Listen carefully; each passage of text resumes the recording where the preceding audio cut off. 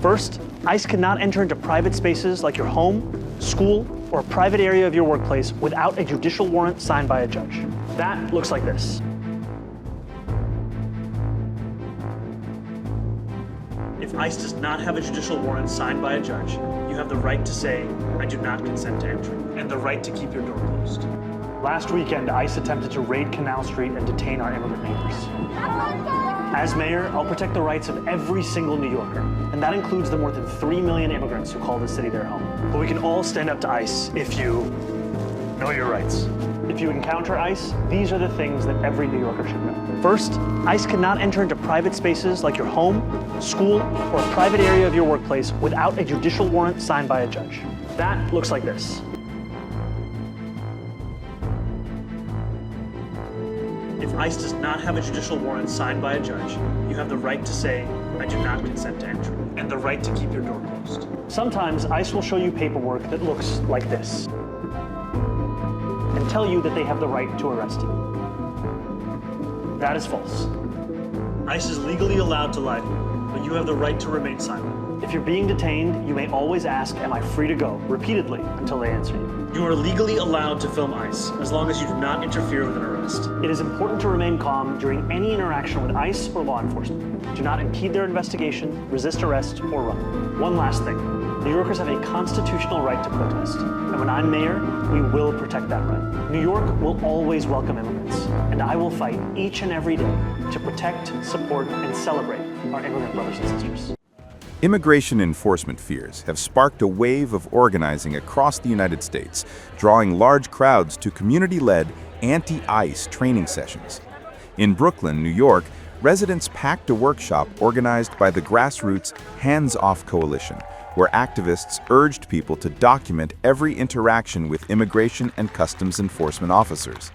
Attendees described the gathering as empowering, with one participant telling local organizers it felt better to act rather than despair. Shame on you. Shame on you. Similar momentum is building on the West Coast, where the Oregon Education Association, or OEA, announced a series of statewide sessions aimed at helping school staff and families navigate increasingly aggressive immigration enforcement near schools.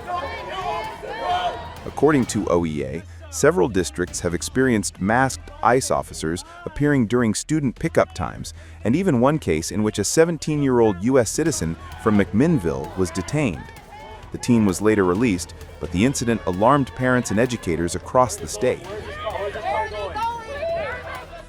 The OEA's weekend training, held with the League of United Latin American Citizens, or LULAC, and the Oregon for All Network, will provide guidance on legal rights, emergency plans for families at risk of deportation, and what schools can do to protect students under Oregon's sanctuary laws. Union President Enrique Ferreira said more than 600 educators and community members are expected to attend. Tensions around ICE enforcement escalated further in Arizona, where Democratic Congresswoman Adelita Grijalva said she was sprayed in the face during a protest in Tucson. According to videos shared by demonstrators, heavily equipped federal agents confronted protesters outside Taco Hero, a local restaurant frequented by Grijalva. As she approached the officers, an orange chemical appeared to be dispersed toward the crowd. Grijalva later wrote that she had attempted to identify herself as a member of Congress when she was pushed aside and pepper sprayed. The Department of Homeland Security disputed her account, with spokesperson Tricia McClellan telling reporters that Grijalva was not directly targeted and was simply near someone who was sprayed while obstructing law enforcement. DHS also noted 2 officers were seriously injured during the confrontation. Despite the denial, Grijalva maintained that protesters feared people were being taken without due process and said she intervened because the community deserved answers. We have